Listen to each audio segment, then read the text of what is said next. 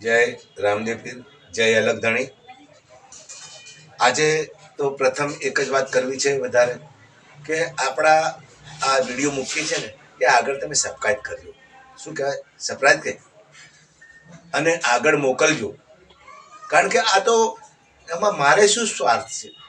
આપણે બધાને ભજન થાય એ બાને આપણે આ ટાઈમ અને જે ટાઈમ પ્રભુની અંદર ભગવાનની વાતોની અંદર અને રામ પ્રભુ ગુરુ સદગુરુ મા બાપ કોઈ સારી ગાય માતા કોઈ પણ વાતની સત્યની વાતો કરવામાં ટાઈમ જાય ને એટલું જેટલું જીવન 100 વર્ષનું આયુષ્ય હોય એમાં જેટલું આપણું મારું તમારું જેટલું પ્રભુ ભજનના અંદર જાય ને આ આયુષ્ય તો એ સોનામાં સુગંધ પડી એવું કહેવાય।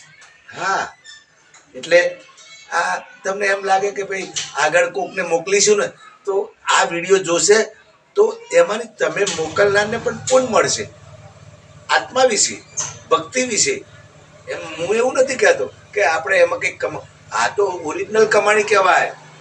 હા, પ્રભુ વિશે નિર્સ્વાર્થ ભક્તિ કરવાના માર્ગો છે, ભક્તિ કરવાની આ આમ કહેવાય કે આ કોઈ શબ્દો છે અને આ બધું ધર્મની અંદર રહેશું અને આટલો સમય સવારમાં 5-10 મિનિટ પૂજા પાઠ જે આપણે કરીએ છીએ, માળા કરીએ, જે તે કરીએ અને પ્રભુ હાથી વળગી રહીએ, સંતો જોડે વળગી રહીએ, સાધુ જોડે વળગી રહીએ, સદગુરુ જોડે વળગી રહીએ, સારા કોઈ મહાપુરુષ હોય અથવા સજ્જન પુરુષ હોય એની આગળ પકડીને ચાલીશું ને તો આપણું આયુષ્ય ને 3 ગણું માયામાં રહેશે। ખાલી 3માંથી 3 ગણું નહીં પણ 4 ગણું માંથી 1 જ ગણું માયામાં રહેશે અને 3 ગણું જે આપણું આયુષ્ય ને એ પ્રભુમય રહેશે। અને જ્યારે આપણો દેહાંત થશે ને આ શરીર તો જ્યારે ત્યારે બધાને છોડવાનું જ છે, મારે તમારે છૂટશે ત્યારે હું તમે શું લઈને જશું?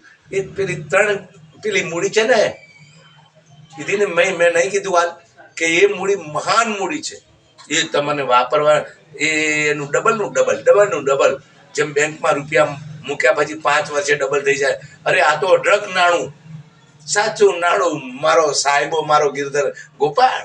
હા, આપણે બધા આ કરતા રહીશું ને તો આપણું ધન્ય, આપણો પરિવાર ધન્ય, આપણી પેઢી ધન્ય, આપણું કુટુંબ ધન્ય અને આપણે પણ ધન્ય। બાપ જય રામદેવપીર, જય અલગધણી।